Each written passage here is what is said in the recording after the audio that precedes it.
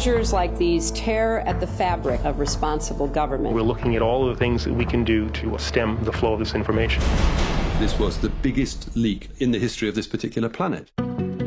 My name is Julian Assange. I'm the editor of WikiLeaks. We help you get the truth out. If you get this material, give it to us, no questions asked, and you'll help change history. The internet lets governments get more information than ever, but it lets citizens do the same. Here was this kid who had reached out in confidence and said, hey, I'm leaking secrets.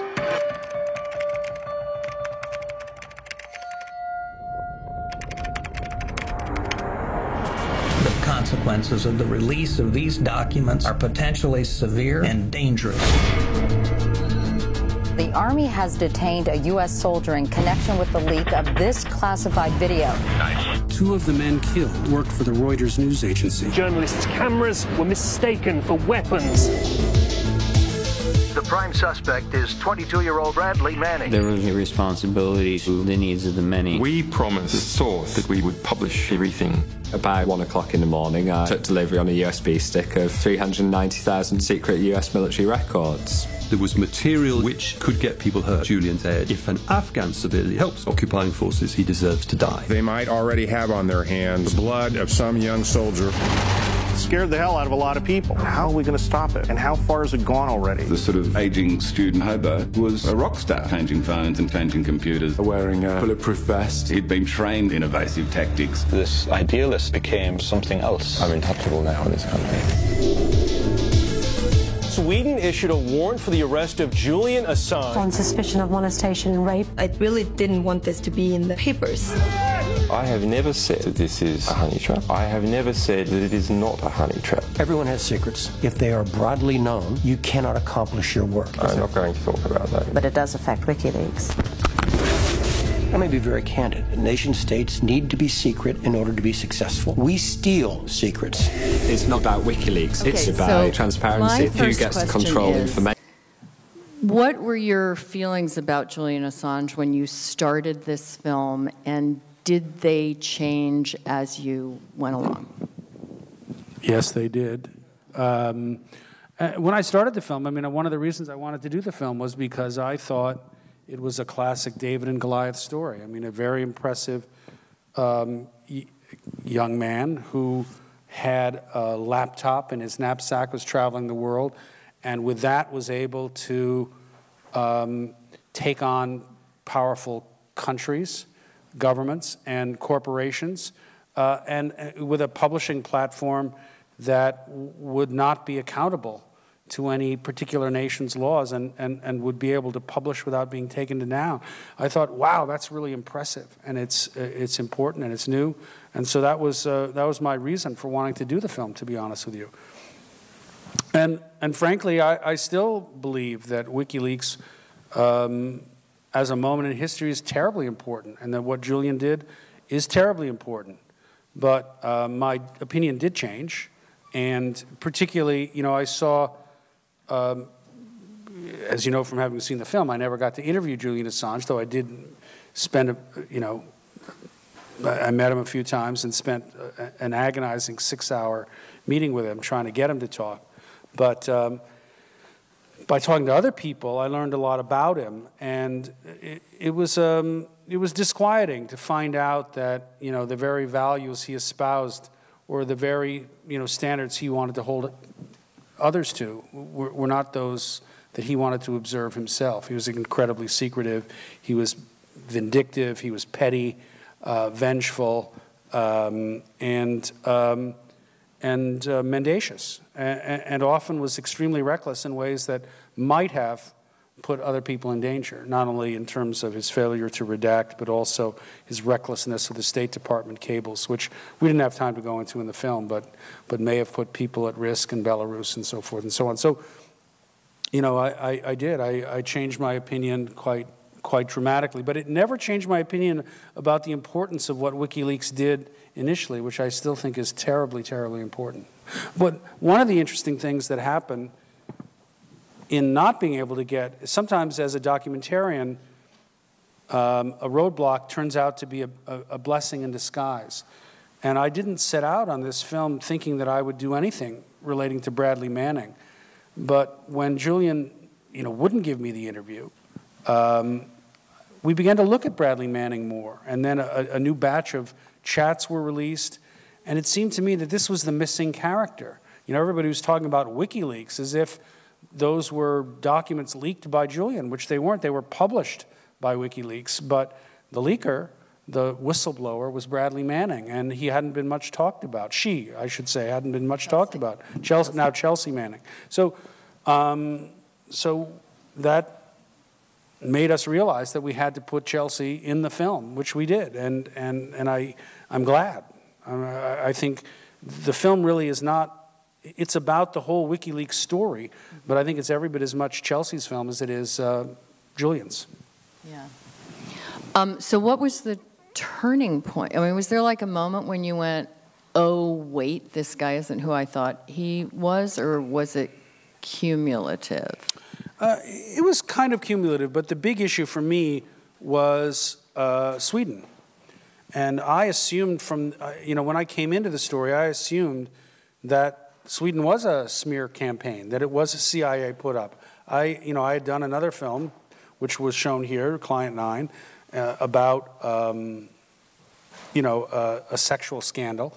And I thought, this just smells too bad to me, that this happens in between the Afghan war logs and the Iraq war logs, and it just looks preposterous that it would happen at that moment in time.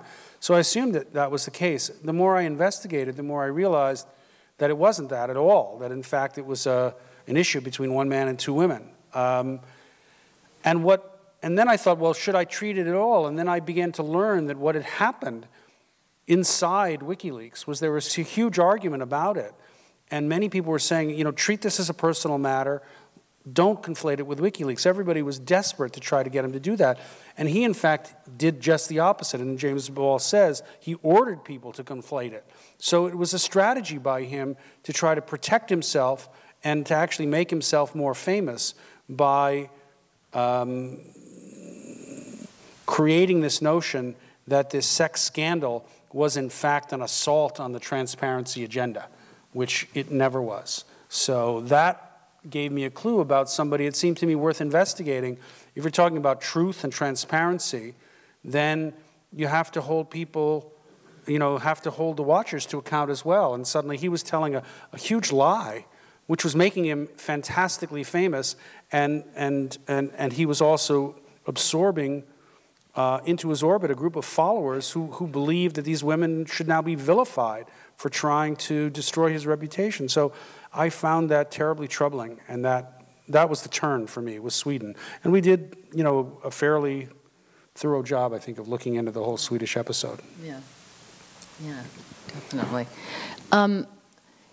How hard is it to let go of what you sort of want to be true and shift over into what you are learning to be true? And what's that process of where you can, is there a moment where you can finally go, oh, well, I actually potentially have a better film than I thought I did, but it's not what I came into this sort of wanting it to be? It's really hard, but also necessary. So and in the case of embracing the Manning story, it was also terrifying in formal terms because we had no way of reaching Manning at all. We couldn't even ask.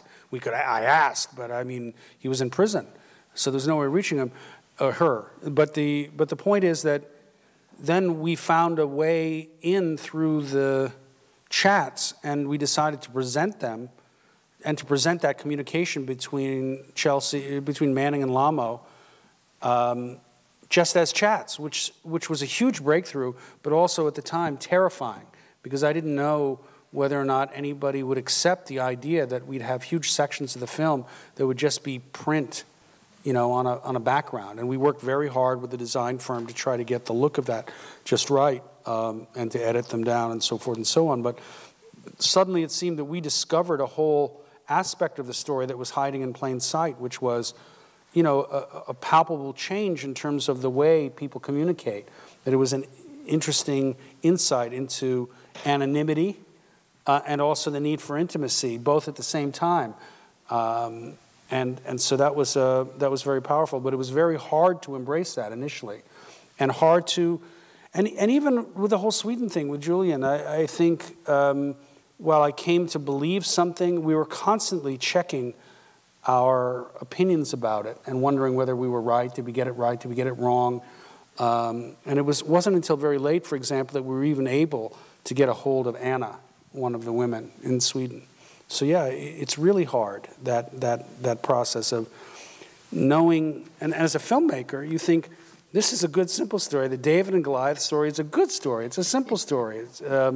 And as we went along, the story got more and more complicated, which was hard. So you did spend 6 hours in a room with him. You got to him, but you couldn't get him to interview you without those demands. I mean, well, that's where the demands came up. That I refer to it in the film. I mean, I went to the Norfolk Manor. I had been there before when Julian wasn't there. I was there for his 40th birthday, where they were auctioning off.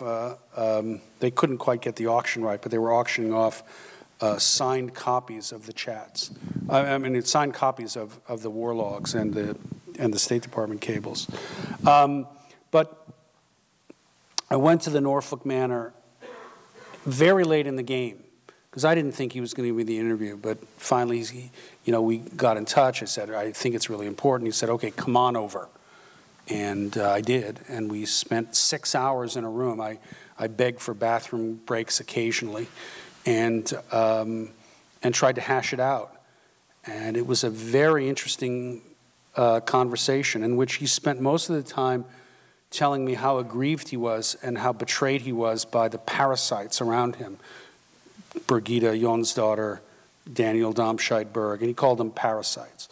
And a number of times, we began to talk about the principles of WikiLeaks versus how they were applied and so forth and so on.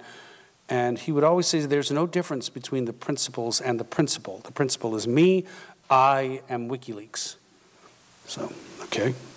But it was in that conversation that, he was reading me this, he said he wanted money, and he was reading me this complaint about a previous documentary that had been done, and told me as part of that complaint that, the market rate for an interview with him was $1 million. And when I said I wouldn't pay, that's when he asked instead if I would get intel on all the other interview subjects. And now, by intel, he meant would I spy on them, and would I give him transcripts of all that they had said. And I found that a very odd request by somebody who seemed so concerned about source protection. Yeah. And I said, no, I wouldn't do that. And that kind of pissed him off. But it seemed like at the end of the meeting that actually he was going to agree. And then the next day he said, oh, actually, and I had a crew over there and everything, just in case. And the next day he said, no, I'm too tired.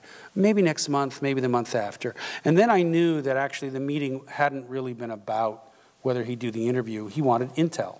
That's what it was about. And I think in a way Julian likes a bit too much the theatrics of the spy world.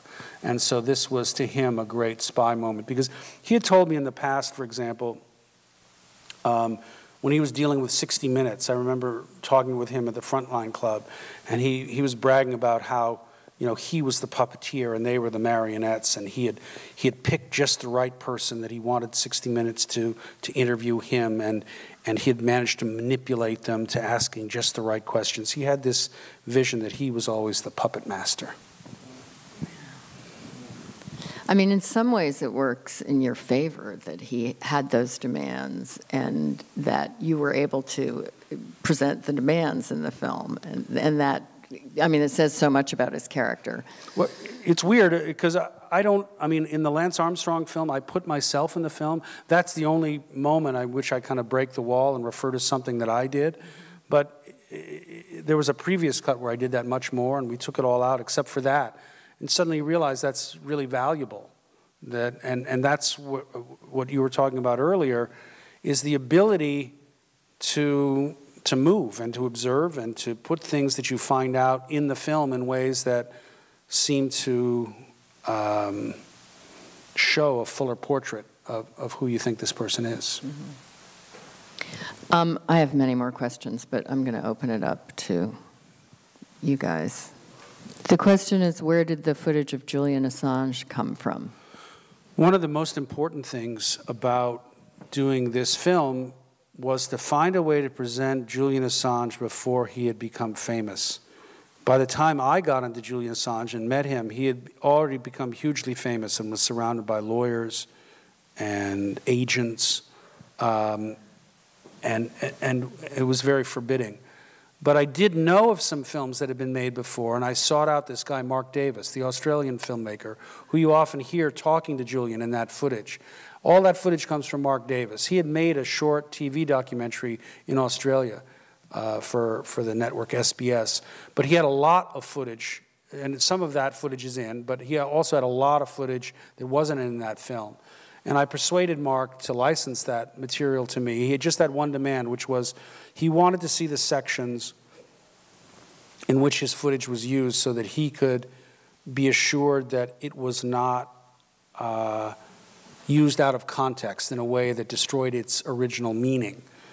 So I showed it to him. Generally, we got along. We had a couple of arguments about a few things. I made some changes. But by and large, we got along. And also, I interviewed Mark so that I felt, you know, in the film, I show his authorship, but include it in a way that is organic to the film. So all that material is Mark Davis's footage, and it's fantastic footage, particularly that stuff of Julian, you know, waking up in the morning just before the release of the Afghan war logs.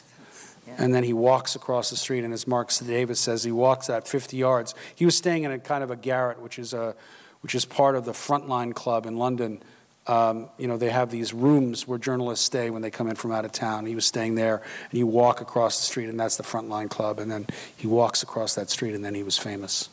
It reminded me of who was Kerouac's girlfriend, Joyce Johnson? Yeah, Joyce Johnson had a story like that where Kerouac went to sleep one night, and he woke up in the morning, and he was famous. You know, it happened that quickly for Assange.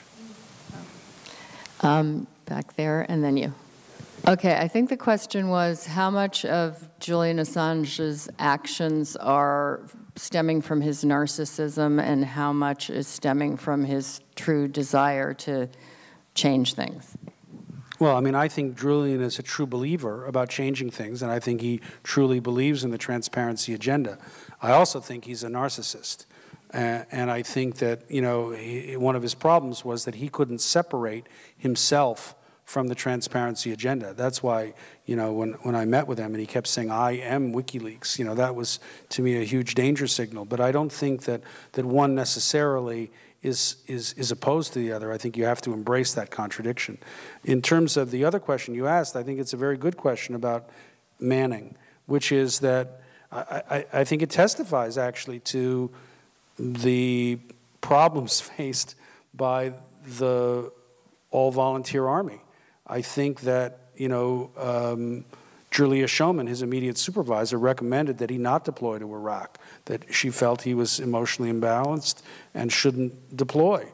And actually, he had been sent to a discharge unit because he seemed unfit. But he was smart, and he was really good with computers, and they didn't have that many people like him. So on the other hand, higher-ups were saying, we need him, her, you know, him then, her now. So that's why. And I think as a result, while there were a lot of, you know, I don't have any problem calling Manning a whistleblower. But at the same time, I don't have any problem saying that, you know, I'm surprised that superiors weren't disciplined for not seeing the possible security risk that Manning was. Well, I mean, has anybody seen that film? No. Okay, well, anyway, I'll just give you a short clue. I mean, yeah, I had an inkling that he had doped in the past, but I think it's also fair to say that I was fooled to some extent into believing that in 2009 he didn't dope, that he was doing it clean. But that when all this material came out, and it was actually pre-Oprah interview, the USADA report, federal investigation, so forth and so on, we had reached a conclusion. We had actually finished the film. But then we put it on the shelf and waited because we knew events had to play out. So that's a tough decision. I had to make decisions here, like when do we end this? Should we wait until the end of Manning's trial? Some people were very critical of me that I didn't do that.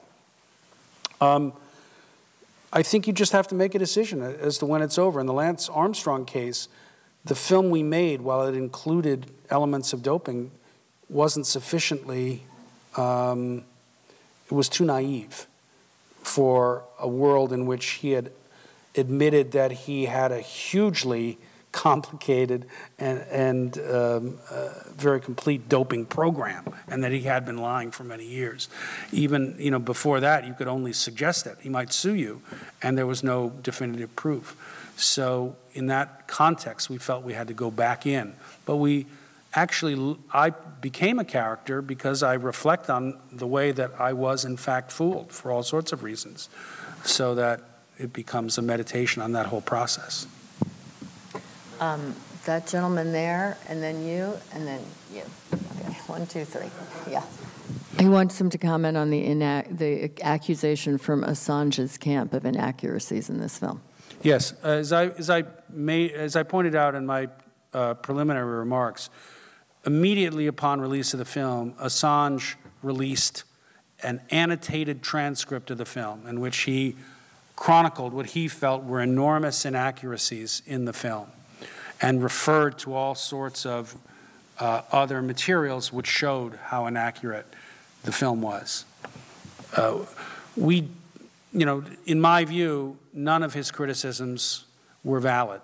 Indeed, many of the references are references to opinions by Julian Assange, which are hardly factual references. And for a long time, I made that statement and let it go at that. Finally, because appended to the notice to Susanna when the film was going to be shown here tonight was a link to the annotated transcript. We will, I believe, later this week publish our own version of the annotated transcript, our response.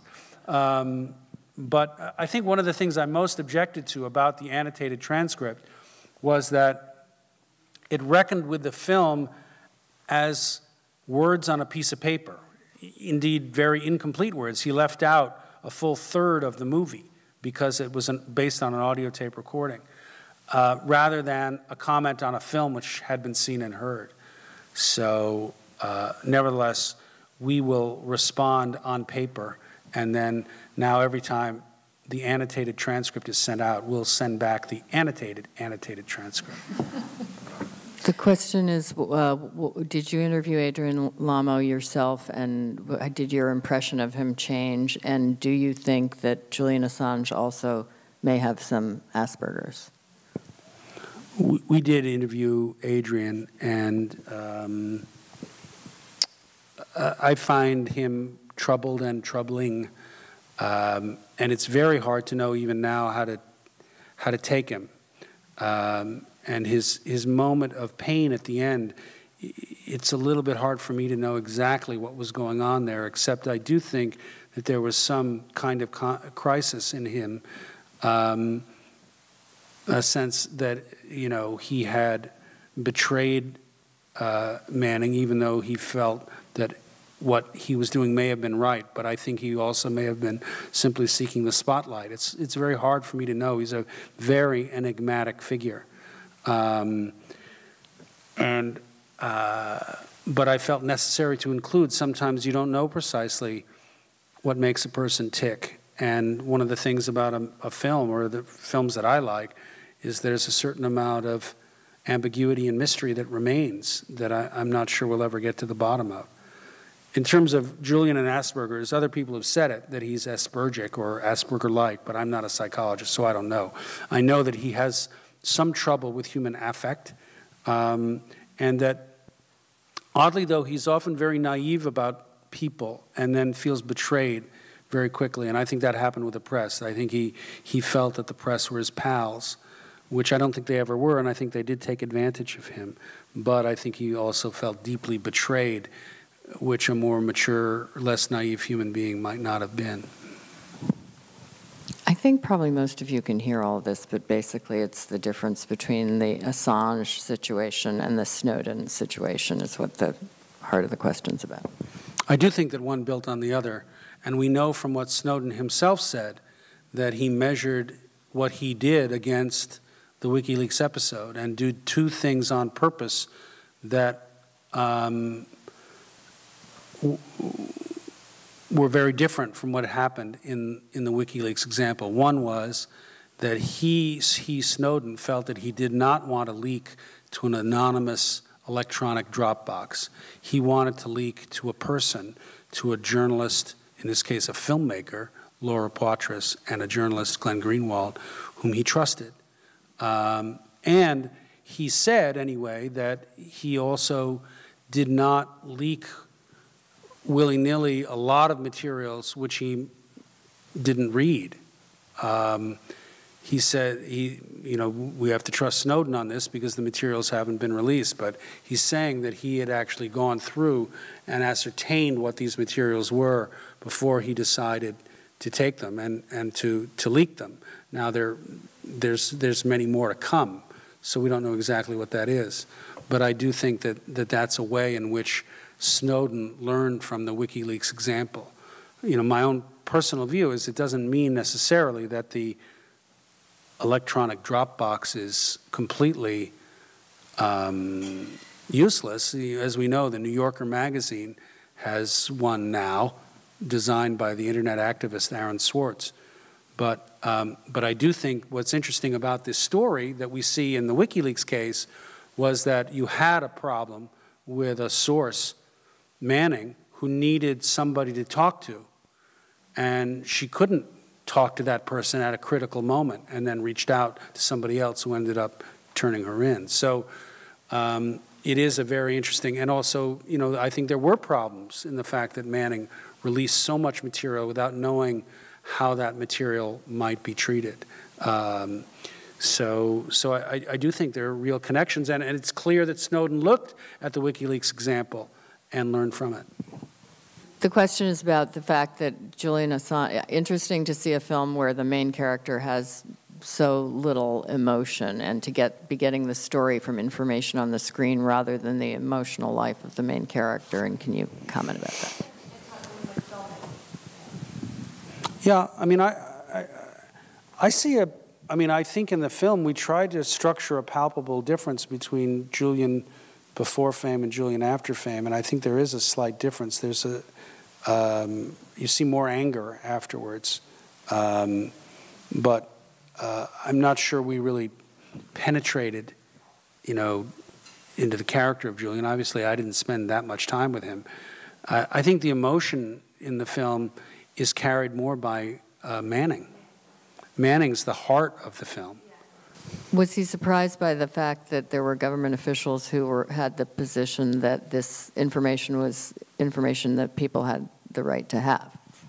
Well, in the case of Bill Leonard, yeah, I was surprised at that. I mean, he was a Bush administration official who was the classification czar, and he's very much of an activist about that. I think Bill Leonard is fantastic and very impressive, and also, told me something interesting, which is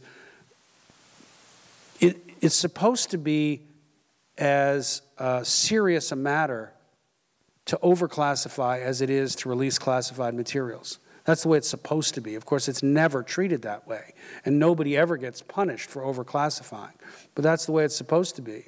And I was surprised but gratified by Leonard's point of view. I was also surprised at the candor of Michael Hayden, former head of the CIA and the former head of the NSA, who gave us the title of the film, We Steal Secrets. And the reason I made that the title of the film was because I feel it puts all of this leaking in context. He freely says, look, we steal secrets. That's what we do. But it's okay for us to do it. It just isn't okay for anybody else to do it. But I think if you think about what he's saying, it puts everything else in context. Obviously, he believes he's doing it for a good cause. So if Manning believes she's doing it for a good cause, is that bad? Is that wrong? So I think it sets the whole thing in context. So I was surprised that both of them talked as candidly as they did. I'm a much bigger believer in the essence of what Leonard says than what Hayden says. Alex, how do you do it, is the question. Well, let me just say, it is exhausting, and it's not fast. I mean, the Lance Armstrong film I was working on for 5 years. This film I worked on for 2.5 years. And I can't make any film I want. You know, Suzanne and I were just talking earlier about a film I desperately want to make, which I can't get money for. Sometimes, you know, I've learned that sometimes it's a good thing to make films that other people want you to make if you can find a way into them. This was actually an assignment. You know, believe it or not, I got a call from an executive at Universal at the moment of Julian's greatest fame and said, would you like to do this? It actually came at a rather inconvenient time. I was working on a very difficult film on the Vatican and clerical sex abuse. It was not convenient, but I didn't want to lose the opportunity to do it. So, you know, I think that I've been lucky in a way, but also cursed in terms of the fact that I seem to have the ability to work on more projects than one at the same time. And the only way I'm able to do that is because I've learned in order to do that, I have to hire extremely dedicated and talented people who only do that one project. And I have to hire brilliant editors who wrestle with massive amounts of footage over a long period of time. But it's sometimes useful, you know, particularly for investigative films, to be able to do more than one at one time, because sometimes you run into a roadblock. As this, I can't remember who was asking me about that earlier. Susanna, you were asking me about it. You know, and it may be worth actually putting the film aside for a while. If that's the only thing you're working on, you're screwed. You know, then you either have to finish the film even though you don't want to, and that doesn't seem right. So I guess the trick, if there's a trick aside from not sleeping very much, is actually working on a number of projects simultaneously, but over a long period of time, because actually that's how it works. It seems like I'm cranking them out. I'm not cranking them out. It's slow. It's just I'm doing a lot at the same time. There's a film, Susanna and I actually started out to try to make it together, and we couldn't raise the money. I mean, it's a film on my stepfather, my now deceased, a man named William Sloane Coffin Jr., used to be the chaplain at Yale. And he's a very interesting character, and I thought it would be great to make a film about him, but I'm having a hard time raising the money. And maybe someday I'll just do it. I mean, maybe that's what I'll just do in the next, sometime, a couple of years from now, I'll just do it. Fuck it. But right now, I'm stuck. Yeah, it's finished. It aired on HBO. It won some Emmys this year. It's been distributed all over the world. It's called Mea Maxima Culpa, Silence in the House of God. It takes off on a story that was published in the New York Times about a group of, about a priest in Milwaukee, Wisconsin, who abused 200 deaf children, but how a number of those deaf children over time fought back and actually managed to unearth documents that linked that scandal to the Vatican. And so it was treating them as heroes that was the powerful part of the film. Okay. Oh, one last question. Oh, the fact that he has children. Yes. Yeah. What's that about? Well, he denies it, but he's also admitted it to other people, and many people talk about it. I mean, I didn't want to put that in the film, but the fact is he's fathered a number of children, you know, from different women, and he doesn't support them. But I felt it a relevant piece of information within the context of the broken condoms or the refusal to use them. Mm-hmm. Yeah. Yeah. And on that note... On that note, it's always good to end on condoms and children. Thank you very much.